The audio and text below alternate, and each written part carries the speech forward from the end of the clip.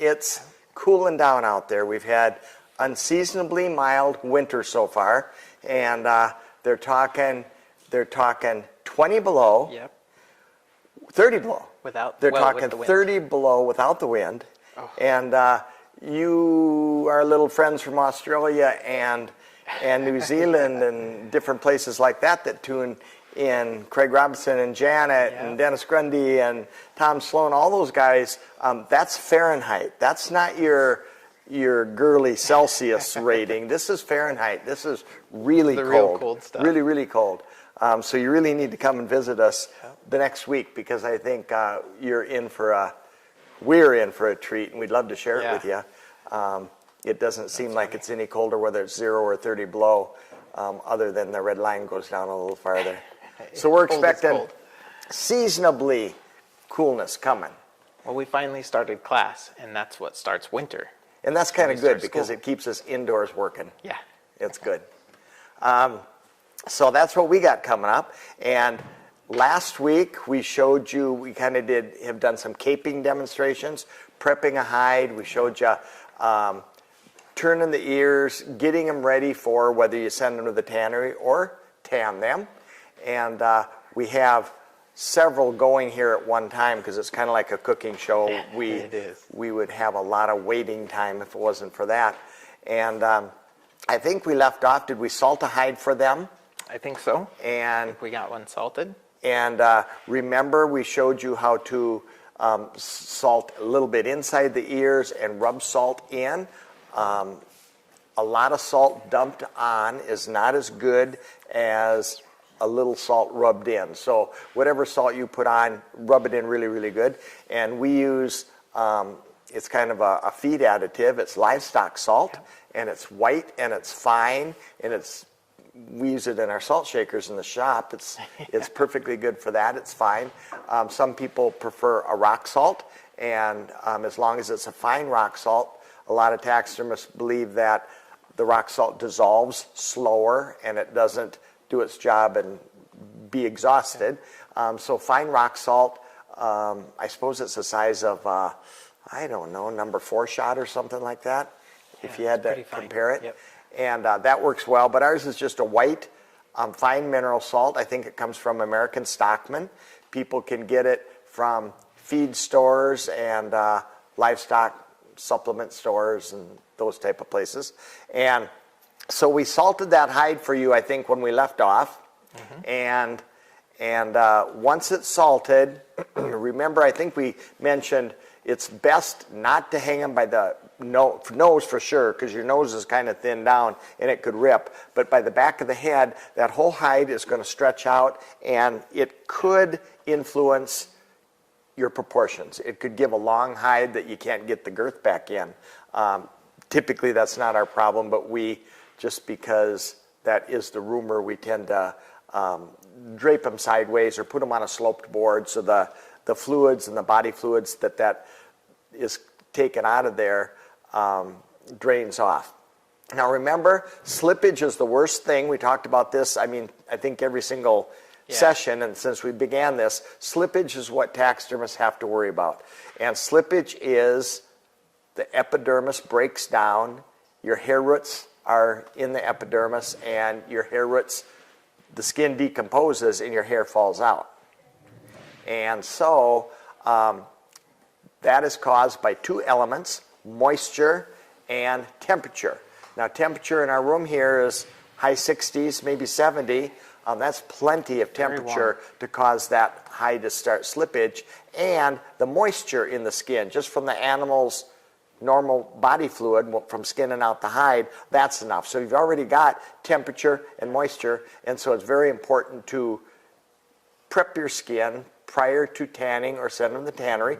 Prep that skin by turning the ears, splitting the lips. We showed you how to do all that. Go back and refresh yourself. And the faster, if you haven't done a lot of this, you want to get fast at it.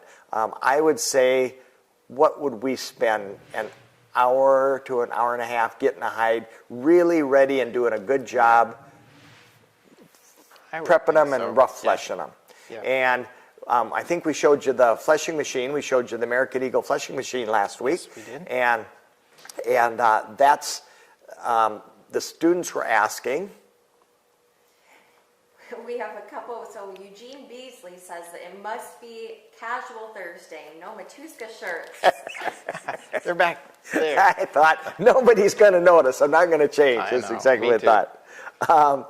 Casual Thursday. One of the students asked today, what's better? You know, what do? Do you use the fleshing machine or do you use the beam?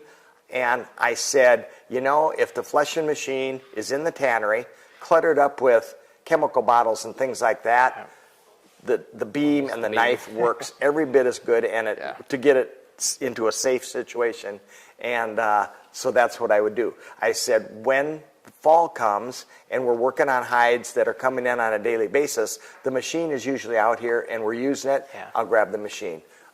You do not need a machine to get a hide like a deer hide ready for the tannery. And so a nice beam like the Weeby, that yellow Weeby knife, we like those. Any kind of a good fleshing knife and a good fleshing beam. You can make your own fleshing beams. They're not hard to make.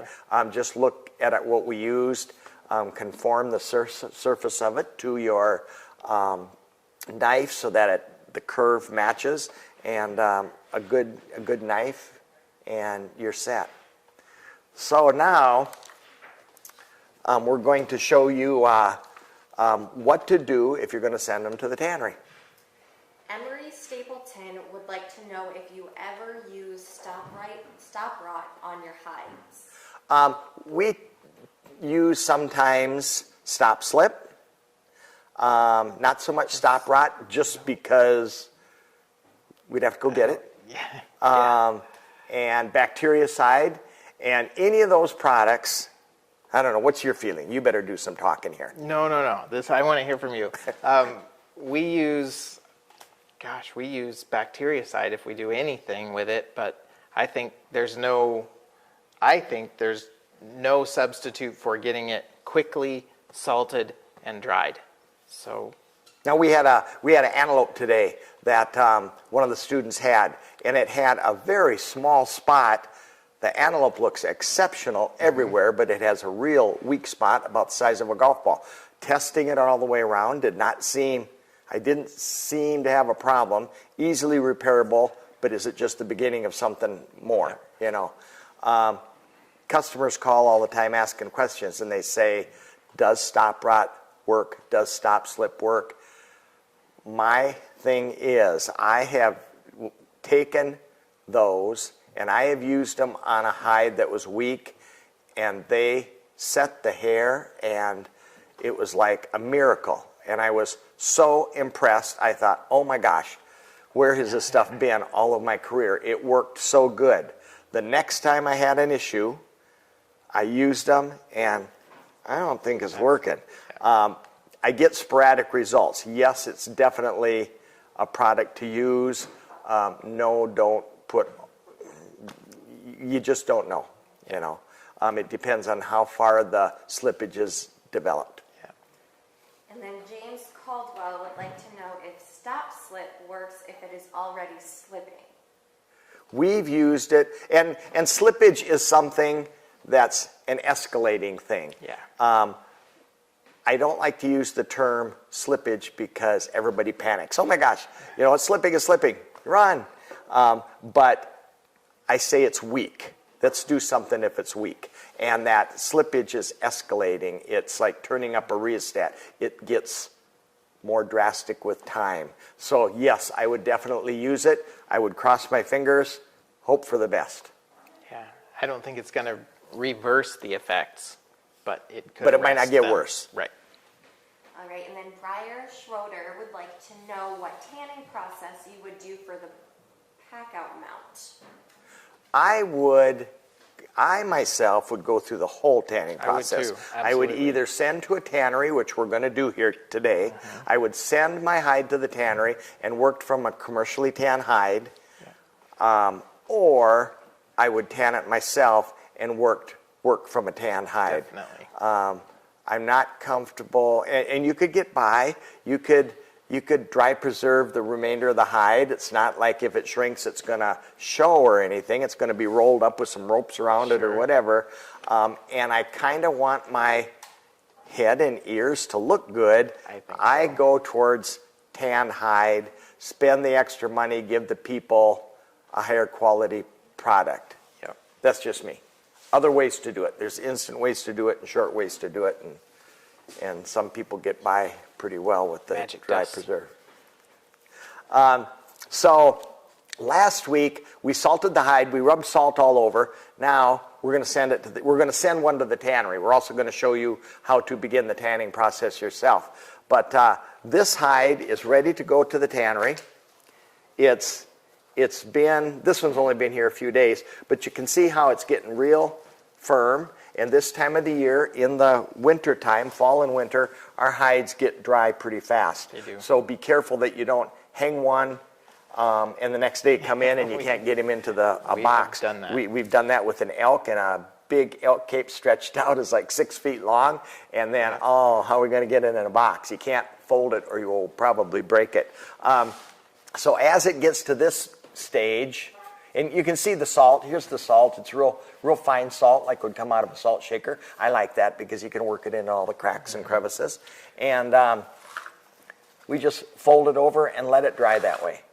I guess my rule is just so the UPS and FedEx and Speedy trucks don't have animal fluids running out the back tailgate, or they're going to get upset with you. Lots of good tanneries out there, lots and lots of good tanneries. When you're choosing a tannery, don't be afraid to get references. Talk to your fellow taxidermists that you trust. Look at their work. If their work is really nice and they recommend a tannery that they use, you can go by that. If their work doesn't look so good, maybe keep asking around, because there are some inferior tanneries out there, and we know lots of good ones, and there's some that we've heard of that we probably would be a little suspect to send things to. Not only do they have to have a good tanning process, they have to be responsible so that they don't lose your hides. And did we show them how to code their hides last week with a punch? I think we did. Make sure that you punch your hides, and we put a little name tag in it. Yep. And then what we do is we take a box, we'll put the hide in it, and I like to have a name tag, and on the flap of the box, I write who's the last name of the person's hide going in. It might be, Bauer Mountain Lion. It might be Johnson White-tailed Deer and Schroeder's Mule Deer. I like to write it on we always do that, write it on the flap. Yep. That So way we we know. know if the box sits for a few weeks, we know where our customer hides are. And once you settle on a tannery, most of the tanneries, all of them anymore, I think, have a sheet like this. I guess I'd call it a packing slip. It's going to have the name of the tannery. It's going to have what you sent, the description, wet tan or dry tan. What's your feelings on wet tans or dry tans? We like to, and not to speak for you, because maybe you have a different idea, but I think we like our wet tans for our shoulder capes. That's a real dry bad tans. idea. No. We do any fur dry, any of our bear rugs, anything like that. We would probably do dry, or big skins. We would do those dry, mountain goats, so forth. Diana Ward is wondering if you would re-soak a wet tanned cape that's lost stretch, or could you spray it down, then wait till the next day? That's interesting, and I think I learned that from you more than anybody else, is the idea of a wet tan is you don't have to rehydrate them. They're already wet. We might wash them a little bit when we mount them, before we mount them, but we were having difficulty getting our hides to stretch back to their original shape or size. And remember, I think as we caped out the deer, I said we'll put a tape on it or a yardstick in there just to get an idea of where we think we should be. Don't overstretch them, and a green hide right off the animal is going to stretch like crazy. So don't go too wild, and you'll have an idea. So if we were getting deer back from the tannery that we know should be comfortable 2021s, right behind the ears, get them back from the tannery, and they're going 18 inches, and we can't get any more. You said that with Cabela's, didn't you rehydrate all your wet tans, and it made a considerable difference. And I suppose if I would read the directions from the tannery like you're supposed to, I'm sure there's soaking directions also. But we began soaking all of our wet tans, and they will come right back to what you want. We soak them and then sweat them overnight. Soak them, spin them out so they're not soppy wet, and then sweat them overnight. And when you soak your hides, there's a condition called acid swelling. And acid swelling, I'm not entirely sure of the chemistry of it, but when it happens, you will know the skin swells up quite thick. It gets a gelatinousy type of a look through it, and they're very difficult to work with. And I don't know exactly, like I said, I don't know the chemistry and what causes it for sure, but salt will stop it. So anytime we soak any kind of a hide, no matter whether it's a dry tan that we're rehydrating or a wet tan that we are, a wet tan that maybe we're just trying to get a little more stretch out of, we always put, and we don't measure it, it's not critical, but we'll take a heaping handful of salt in the bucket or sink. We always have the sink, put it in the sink, and we always put a little bactericide. And bactericide that we're using is X-Effect. It's a hospital disinfectant. It's not a phenol base, so you don't have to worry about long-term effects by being absorbed through the skin or anything like that. It's pleasant smelling, and with this COVID business still running rampant, this is a good thing. Just keep your shops clean. Clean off your counters. It takes care of smells. It takes care of bactericide. You were talking about stop slip and stop rot and things like this. We trust this stuff a lot, and I call it liquid insurance. And we've had several in the past. We've had PD64 was a real good one. That was a phenolic one. Discontinued. A lot of them have been discontinued on us. X-Effect is not a phenol base, so I think it's going to be around for a long time. You know, that brings up a good point. That's a hospital-grade disinfectant, and I think one of the best things that people can do to help arrest having slipping problems is just keep your shop clean. All your work surfaces, wipe your work surfaces down. Regardless of the state of where we are today, a clean shop makes a big difference. And it makes your front door, people coming in the front door, smell better. It just makes your business classier. We see, it's kind of fun because people send us pictures of something they're working on in their shops, and we see a lot of different shops. And man, there's some people out there that are neat freaks. Not I.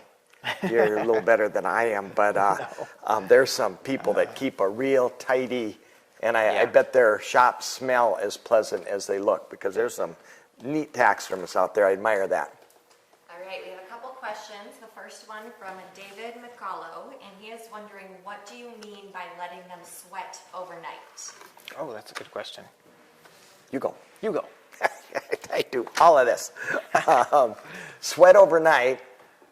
I don't like say it's a one that we're rehydrating, or a dry tan that we are soaking for the first time, or a wet tan that we rehydrated.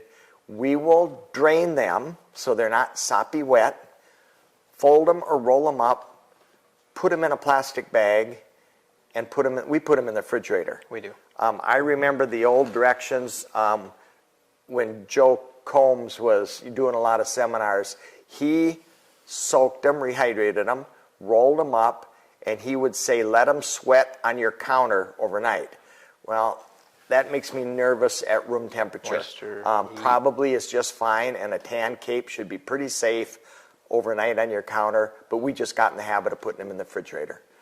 So sweating just means let the moisture in the skin that you soaked them in, not sopping wet. Don't have them in a big bag of water, and don't leave them in the sink floating in the water overnight. I think that's too much water.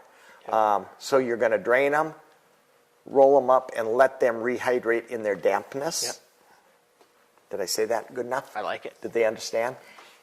All right, then Todd Buchanan is wondering if you can elaborate on what you did from Cabela's. He is having issues with loss of stretch from the tannery. Oh, so I think he's just referring to what we did to rehydrate them, and that was we received them back. We ran a sink full of water. We would add salt to it, bactericide, possibly a drop of Dawn or even a little drop of That's a Downy. good point too. Downy, we've done Downy yep. and Dawn.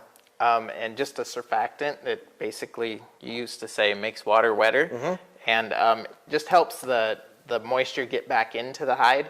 When the tannery sends you something wet tanned, even though it's wet, I think they've tumbled them. Most of them have been tumbled to get some of that moisture out, so they're not shipping you all that water weight. And I think they dehydrate a little bit. So by doing that, we just found that we got a little bit better stretch out of them. And then really work them, stretch them so that that moisture gets into the hide before you throw them in the refrigerator. And then it will rehydrate overnight, sweat overnight, and then we'll come back the next day and we'll measure them. And we got a lot of stretch back out of them. All right, and then Douglas Hawthorne is wondering if you could use that with a shampoo.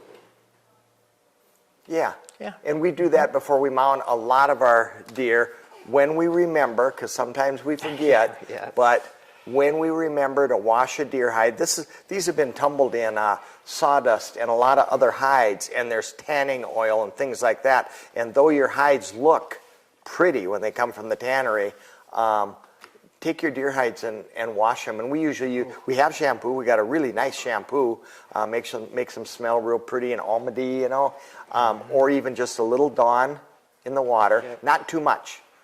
Too much, you want to get the soap out. Don't have soap in there. So if you shampoo them, we will take a handful of salt, handful of salt in the sink for acid swelling, a splash of bactericide whether you need it or not, I like it, and a little shampoo, and you can shampoo that hide, and then don't forget to rinse it. When you rinse that shampoo out, have you ever washed your hair? I did once. If you wash your hair, what happens when you leave the soap in? It does not It doesn't look like you look washed pretty your like hair. that, does it? You gotta, to get that nice fluff, you gotta rinse that soap out. Same with your animals. So a nice clean sink of room temp to cool water, never warm, never for me. Some of the tanneries ask for warm water. That scares me. A nice sink of room temp to cool water, handful of salt, splash, just a little splash, tablespoon of bactericide, and swish them up and down and get all of that soap out. Make sure your water is nice and clear, like doing birds. You bird people out there, you know exactly how to take care of birds, get that soap out of them. And then we have a wash machine in the shop that I don't know what we'd do without. If we were without it, we'd run and get another one. Yep. It's just a wash machine that we got off the curb on junk days, and the wishy-washy element probably didn't work, but the spin works. So we haul it in here, we hook the drain up to our drain of our plumbing. There's no water hooked up to it, there's no heat or anything worked up to it. We put our hides in there, put that sucker on spin, you put that sucker on spin, and it goes round and round, and you pull out a nice drained cape. They come out really, really nice. Yeah, they do. And if you shampoo them first, they smell good, they feel good, they're nice and safe to work with because you use bactericide, and they mount really pretty. And you'll notice a difference in the finished product. Not to push the X effect too much, but I do remember you coming back in the back room just a couple weeks ago, having had a conversation with a customer that talked about using it as a rehydration. Oh yeah, A real significant additive to We don't rehydrating. promote this as a rehydration, but he said it's the best thing for rehydrating. Put some in your water, and it, like you mentioned, making water wetter. And I learned that a long time ago from somebody who said a sink full of water with a couple drops of soap, no more than a couple drops, your water actually becomes thinner and penetrates better. And we've found that. We do it all the time. Yep. All right, and then H.B. Richardson is wondering, what do you do with mildew on wet tan hides? Ooh. Shouldn't have it. You shouldn't have mildew on wet tan hides. First of all, when wet tan hides come back, you shouldn't have it. If you do, talk to your tannery, I guess I would say. Yes. Once they come back from us, we will rehydrate them, check our measurement so that they measure what we think they should, and that we can order a form from that measurement. We might even, like I told you last week, have a form laying around that we can test fit it on. Yes. Make sure that you get a measurement off of it, and at that time, we will fold it up, put it in a bag with the customer's tag, and we'll put it in the freezer. Yep. And we will freeze it until we're going to mount it. If it was going to be a day or two, we could put it in the fridge. But I would not want mildew on my hides. If I did have, I think I would rinse them all with bactericide, wash. handful of salt, and water. Yeah, I would give them a rinse. Good wash. That would make me nervous. Now, I was at a taxidermist's shop a few years ago, and he got wet tan hides back from the tannery. And he took them all out, saw whose they were and who he had to get hides from, and he laid them on the floor in a pile. There was wildebeest, and there was kudu, and there was bears and buffalo. And he laid them on a big pile like a haystack. And they were still laying there 4 days later on his floor. And I got scared just looking at him, like, but he has never had a problem, and it worked for him. But that I would expect to have mildew. I would freeze them until I'm ready for them would be the safest. But if you got mildew in them when they come from the tannery, talk to the tannery and tell them, and they should take care of that. And then Lisa Denny, I think you might have answered this question, but she's wondering, if you salt and it is dried stiff, how do you rehydrate, and is it done differently? So to rehydrate if we salt it and it's dry stiff, it's in a perfect state to go to the tannery. You would not rehydrate it to go to the tannery. If you're going to tan it yourself, then I think I would do X-Effect, a little bit of salt in the water. Salt in your water will slow down the rehydration process, but it makes me feel safer. Yeah. A little bit of salt in the water, and you can find recipes online for that. A little bit of X-Effect, a couple drops of Dawn maybe to get water wetter, and soak it a minimum amount of time.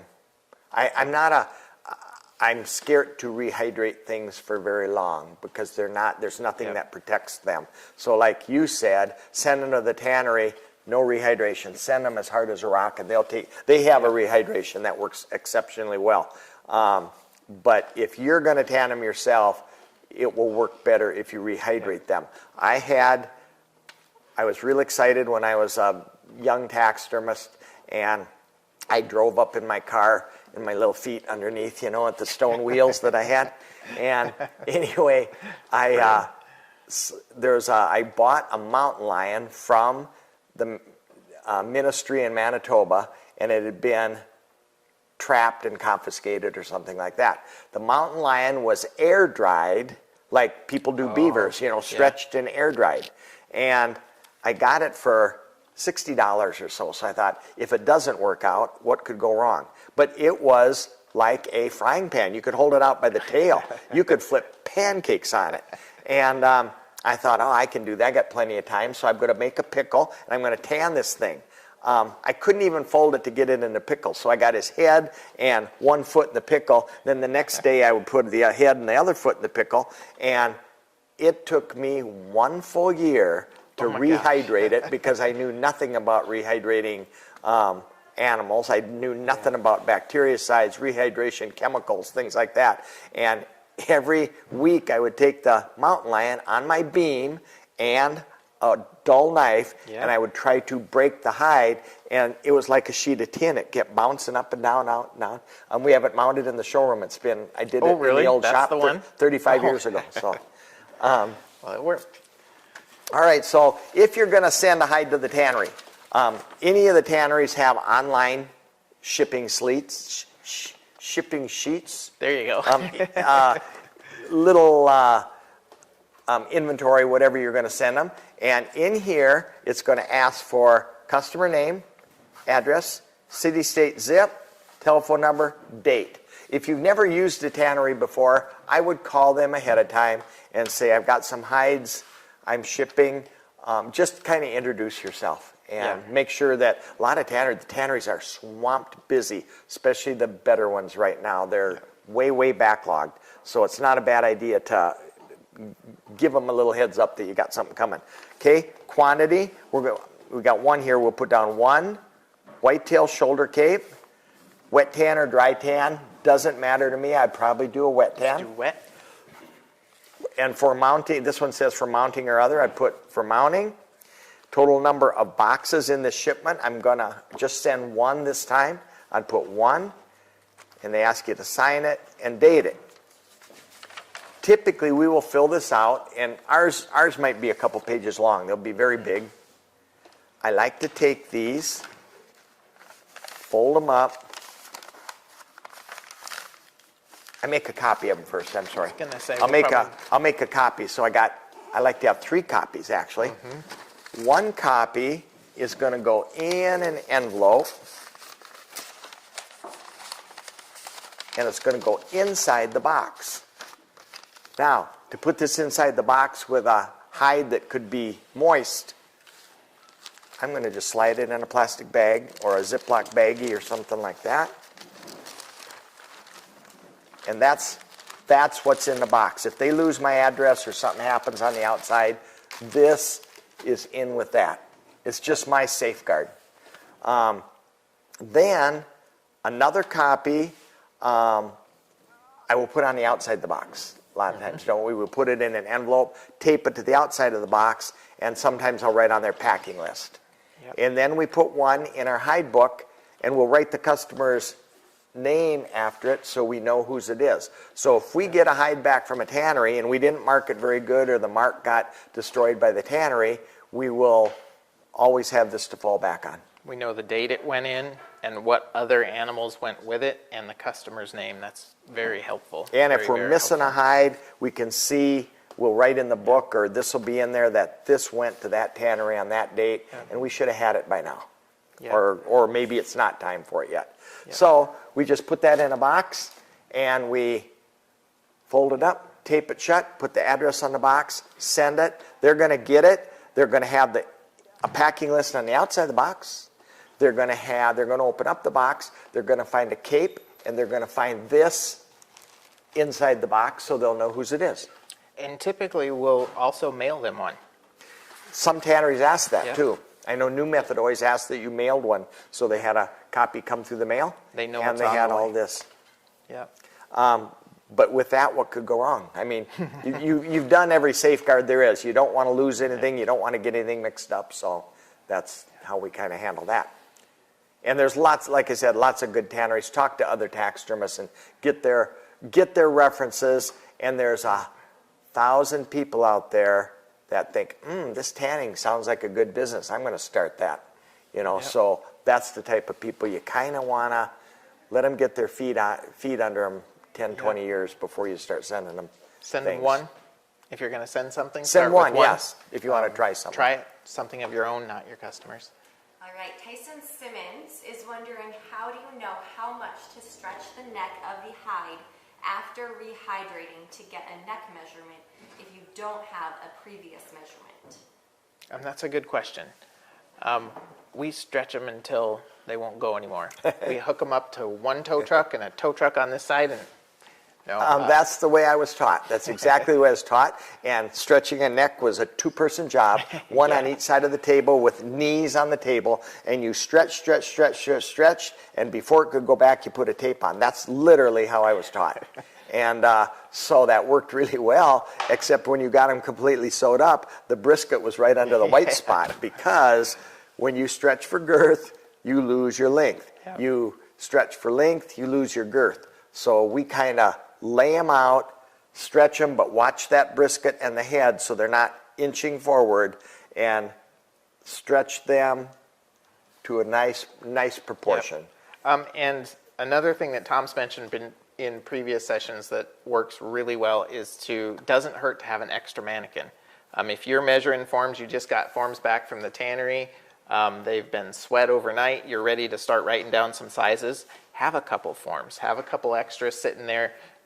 Even if your cape is a 20, wrap it around a 19-inch neck, and you'll know if it overlaps by an inch or if it overlaps by 6 inches. You'll know that what size to order. That's a huge helpful tip. Huge.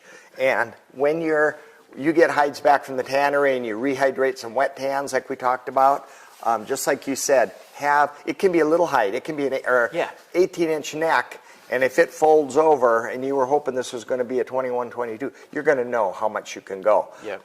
But if this is a 21-inch, I would guess behind the ears, if your hide doesn't come within 4 inches and your brisket's lined up where it is, your deer is not a 21-inch deer.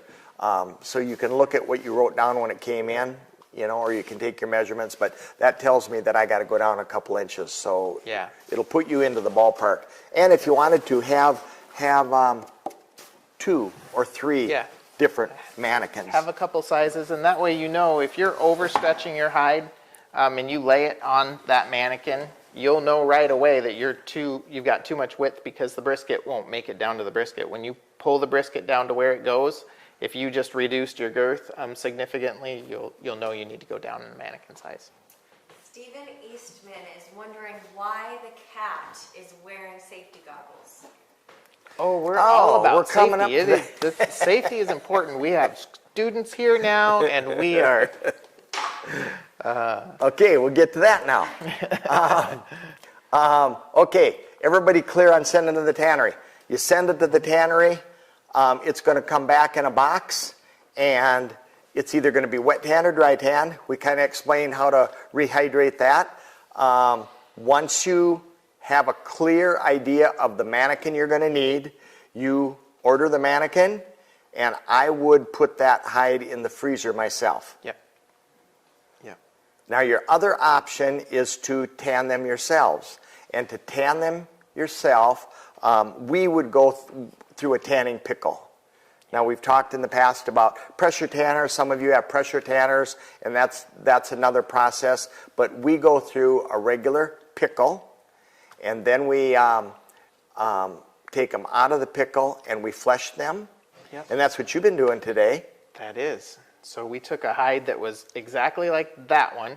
Salted and almost crispy. Yep.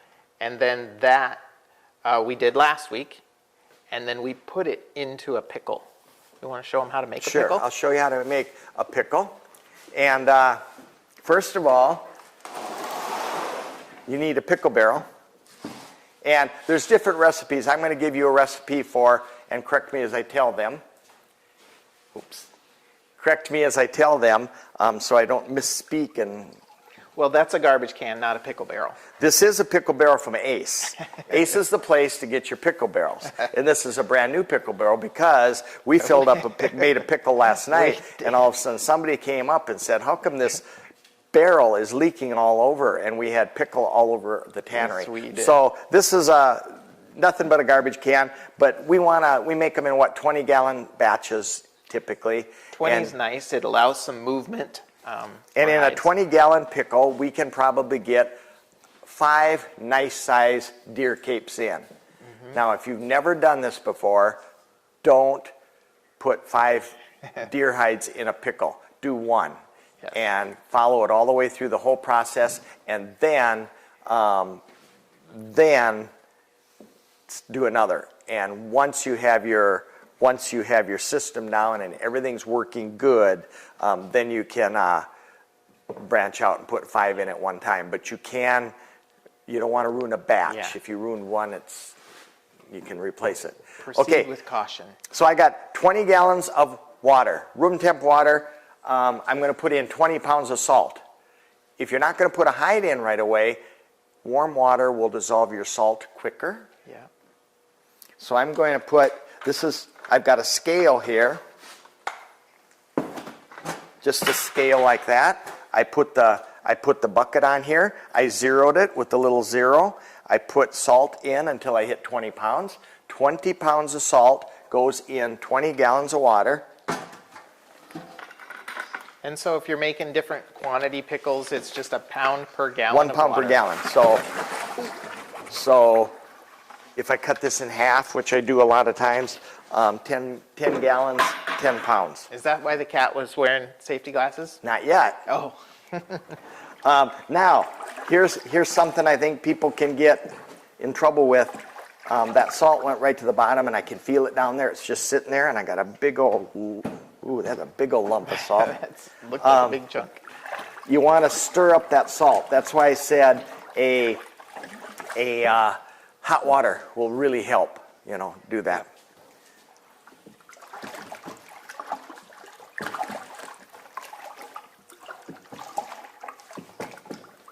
Okay, now, into this, we're going to put formic acid, and in 20 gallons of formic acid, we want a pH reading. We're going to check this with litmus paper.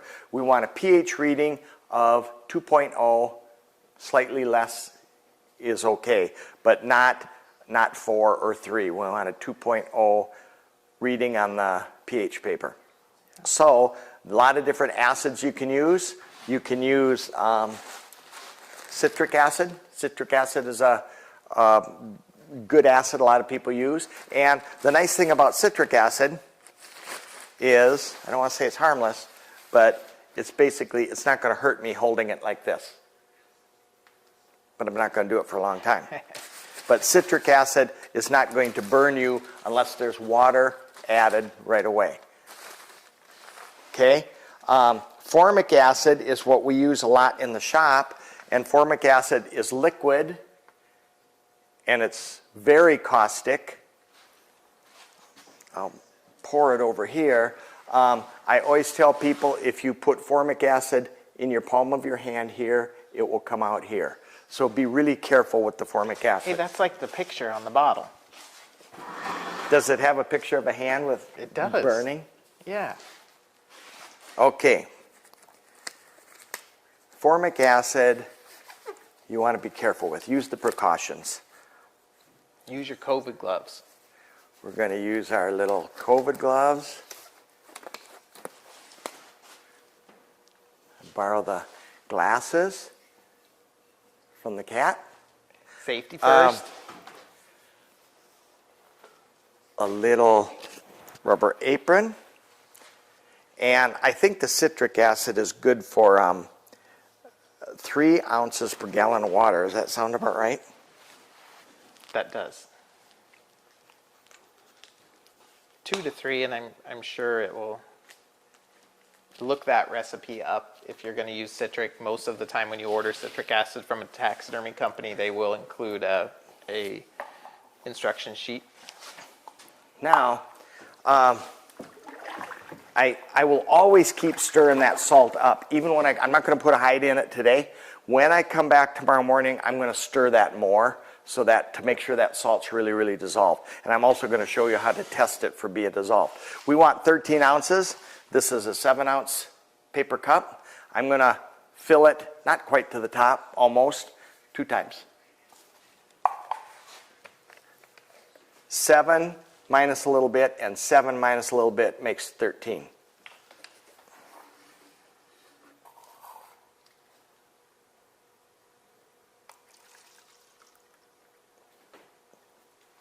Here's 1.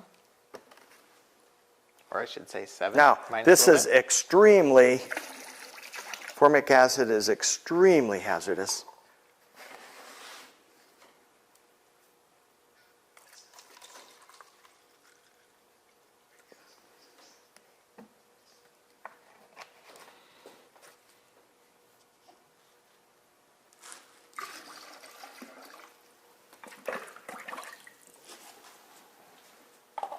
Okay, But now that you've diluted your acid, now that you diluted your acid, you can literally touch it, and it's not gonna. It's the same pH as vinegar, and you can literally drink vinegar. Another thing I'd like to do is I'm going to put in a little splash of X Effect. Just like I said, I call it liquid insurance. And I probably put in a tablespoon, a little bit more. If you put in too much, you're just wasting it. Okay, then we need to test this for two things. One is, and I'm going to show you, this is a litmus paper. The range on this, we have several different ranges of litmus paper. The range in this is 1 to 6. Let me get some water, and I'm going to show you the differences. And this is just water from our tap. Why do they call it a tap? I don't know. Usually beer comes out of a tap. I'm not sure why water comes out of our tap. Okay, here's the litmus paper is orange. Okay, I'm going to dip it into the water, and it's going to tell me what my pH range is. Acid is number 1. I mean, red is going to be very acidic. Basic, which is the other side, basic is going to be green. Water out of the tap, look at that, is green, number 6. So water is very basic. Okay, now let's take formic acid. Now I just wet the lid a little bit. And I'm going to dip that in the lid, and look at that. Acid is number 1, very acidic. So when we had our swimming pool when I was a kid, yes, Dad did the little test kit. He was checking to see if somebody went number 1 in the pool. That's why it showed up. Maybe. Never happened. Once upon a time, my sister lived in an apartment complex, and the water turned color. That's what they say. All right. Now, I want a pH reading of 2. 2 is going to be very uneventful. It's going to stay the same. That's the reason I showed you that this stuff really works, because red is acidic, green was basic. If I stay the same, I'm going to should be orange. And that's not going to impress you very much. Look at that. Orange is 2. Everybody follow me so far? So that acid content will stay like that till I put hides in.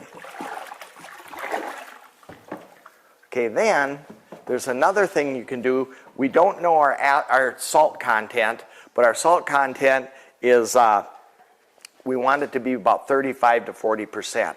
And if you put 1 pound per salt per gallon of water, it's going to stay at 35 to 40%. This is, somebody may text in and correct me.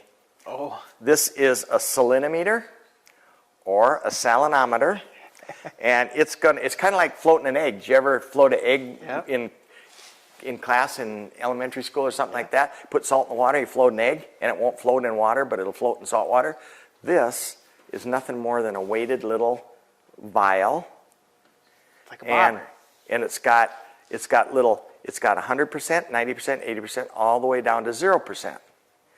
I'm going to put it in here, and I'm going to pull it out, and I'm going to show you it should rest somewhere in the 35 to 40%, depending on how much salt I have saturated in there. So I'm just going to let it float like that. Got to stop it from bobbing. And I am at about 35% when I pulled it out. So we never test our salt content, because we know if we put salt in, it's going to 1 pound per gallon of water, it's 35 to 40%. This is a tool if you're ever concerned whether you put salt in or not, this will tell you. And sometimes we do make our pickles the night before. Kind of nice to do that. So if you came in and you're getting old and forgetful like me, it's nice to have a little litmus paper and a, what is it? Salinometer? Salinometer? Salinometer. Now, like you just said, being forgetful. I made a couple pickles last night, and I'm putting water in, and I'm like did I put 20 gallons of water in that or 15 gallons of water? I looked at the other one, which I knew had 20 gallons. Yep, they're lined up. Then I thought, I put acid in one. Did I put acid in two?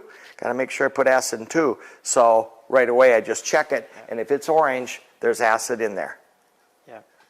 Now, different scales. Do we have a 1 to 3? I think we got a new 1 to 3 litmus paper.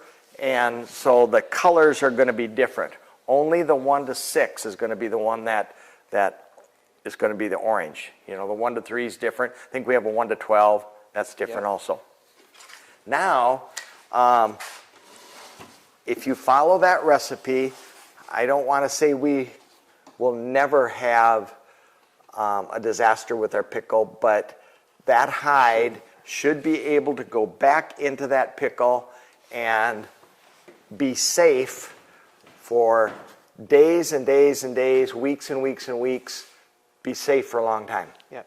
Go in, come out, Yep. work on it, go back in the pickle. Should be pretty safe to do that. Well, we have a few questions. Oh boy. I like questions. Tim Calvert is wondering what is the best tanning for a beginner. The best tanning for a beginner. Okay, now we say this over and over, and I had somebody, like I said, hang up on me a week ago because I said you can't do it without a fleshing machine. Anything, let's say deer thickness. Is that fair? Deer thickness. You have to have a bona fide fleshing machine, not just a mini flesh shell. You have to have a real fleshing machine to thin that hide to get a professional mount. Yep. You can pickle fox, and you can do the thick areas with a knife. You can pickle bobcats. The necks are kind of thick.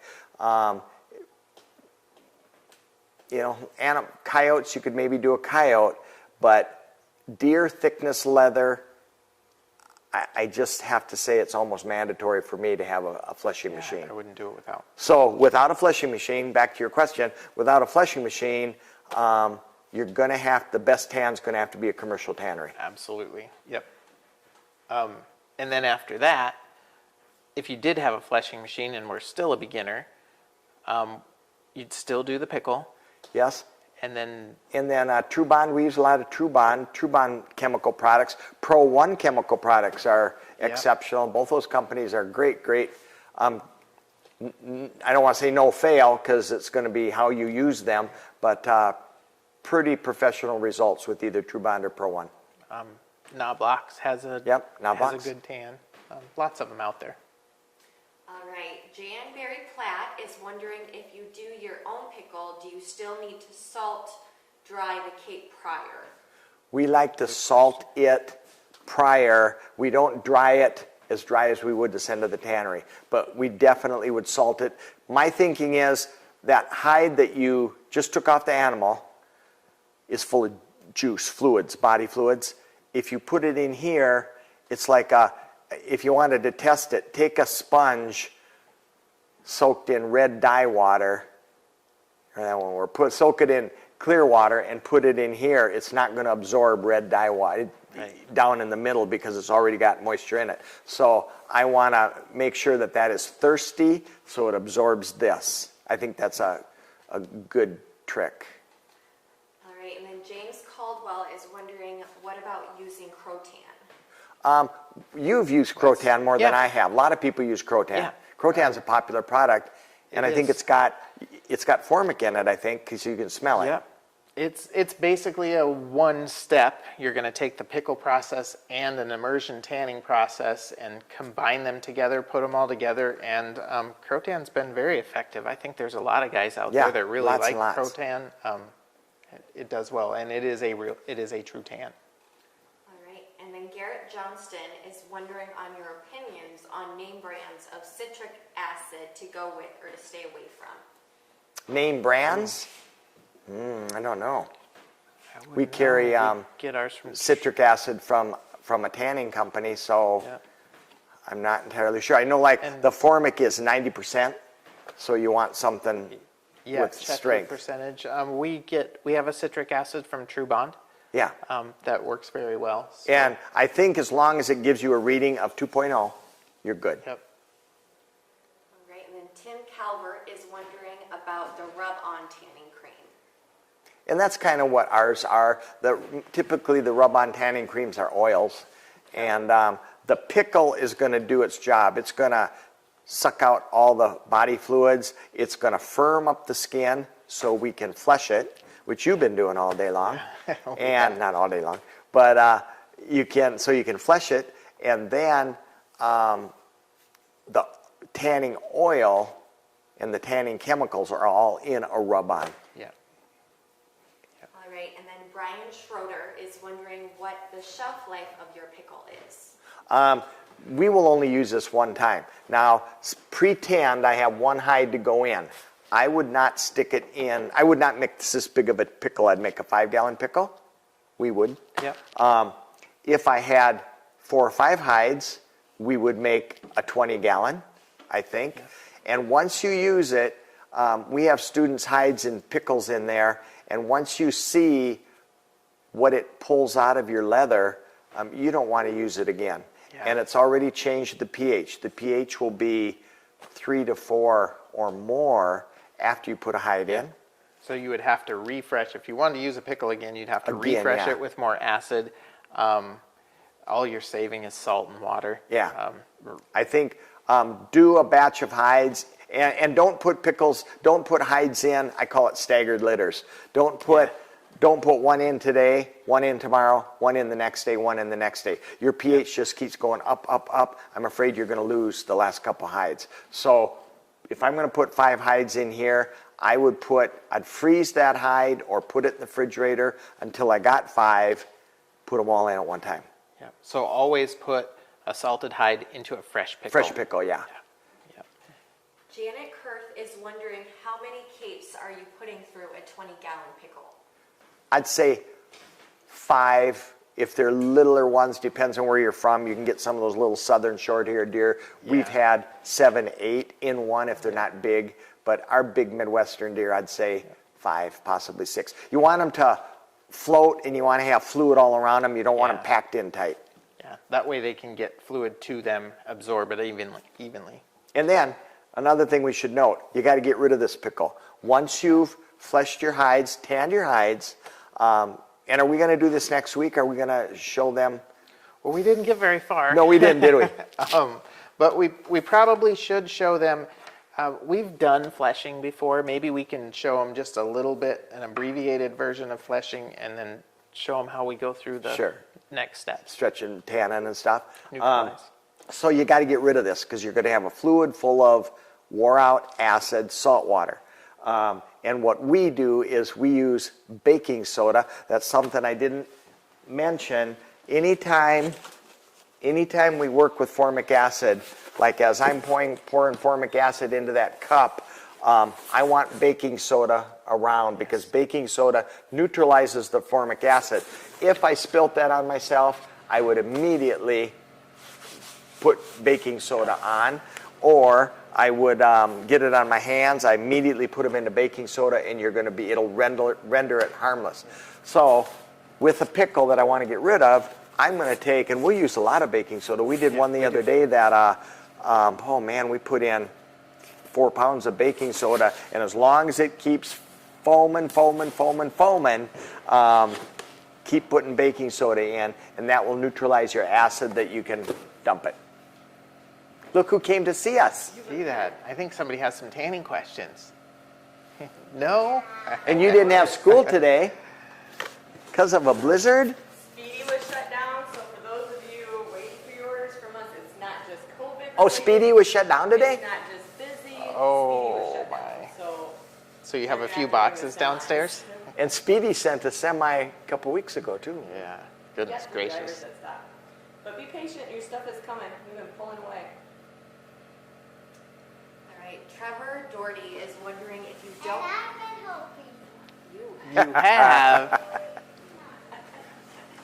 Trevor Doherty is wondering if you don't have a fleshing machine and you still want to tan your own hides, what options do you have to shape the hide? That's it. That's a knife. Okay, let me tell you. I went to Africa, and the girl from the ranch we were hunting on was going to mount an impala. found out I was taxidermist and wanted me to help her mount this Impala. And I said, how are you tanning the hide? She said, I'm tanning it with Liquitan. I thought, no, Lutan F. She's tanning it with Lutan F. I said, wow, because I didn't know they'd have Lutan F. And I said, are you going to pickle it or anything? She said, yep, formic acid pickle. I thought, this girl knows what she's doing, you know, all the way across the world. And then I said, how are you going to flesh it? She said, I've got a wire wheel. And she did. She had a wire wheel on a 5-horse electric motor that could have driven a semi. This electric motor was huge. The wire wheel was this wide and probably 10-inch diameter.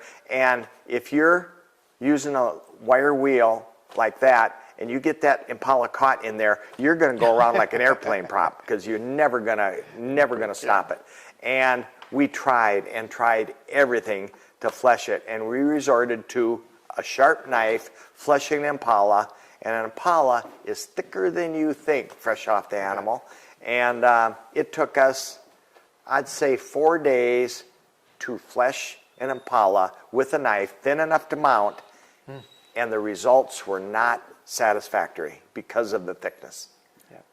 So that's it, a knife. You did mention the mini flesh awl. You can use a mini flesh awl. It's a slow go, a little bit hard to keep it even, but yes, it'll work. All right, then Douglas Montgomery is wondering if you would wash after salting before you pickle to keep the pickle clean. I wouldn't. I'd let the pickle get dirty, and I'd wash the hide before you put, because you're probably going to put it back in that pickle. I myself don't. We don't, I don't think. We wash on the other end. It's not a bad idea, but the concern is washing is adding more opportunity for bacteria growth before it's safe. Once it's in the pickle, we consider it pretty safe. Right, and then John Murphy is wondering if you guys have ever used the pressurized auto tanners, and if so, are they worth the money? A lot of people like them. A lot of people use them. We have several students that have them. Yeah, that's what... They came to school and they've got them. To me, the difficult part of tanning is the fleshing. Tanning is super easy. The pickle is nothing more than filling up a bucket like this. The secret is the fleshing. I've never used one, and have I ever used one, I probably would have to have one. Yeah, I haven't used one either, but kind of the same. We haven't had a need for it, and haven't had any problems with the tanning process. All right, R.B. Jackson is wondering if he can skip the salt and go straight to the pickle, so he has more time to split the lips, nose, and fleshing prior to tanning or sending to tanner. I myself think you want to salt before the pickle because it takes the moisture out of the hide, makes the hide thirsty for the juices. Yeah. And if I'm hearing that right, he wants to wait to do the splitting until after it's in the pickle, and that would make me nervous too, just because the pickle's it's gonna take longer for it to penetrate, so it's not gonna get to the areas that it needs to be safe, like you're hoping it'll be. I know some people skin out of a pickle. I've heard that a lot too. of people throw a whole bobcat in the pickle. Yeah. So it might work. Not necessarily something we'd recommend, but maybe. All right, and that is all the questions we have. Oh, you had 72 questions. You like questions. We kind of had a record number of questions today. That was fun. When you're tanning, in short, make sure not to practice on a customer's project.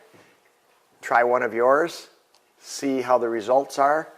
Twink your system, try another one, and be real familiar with what you're doing here and all these chemicals. Keep the formic acid, oxalic acid away from children.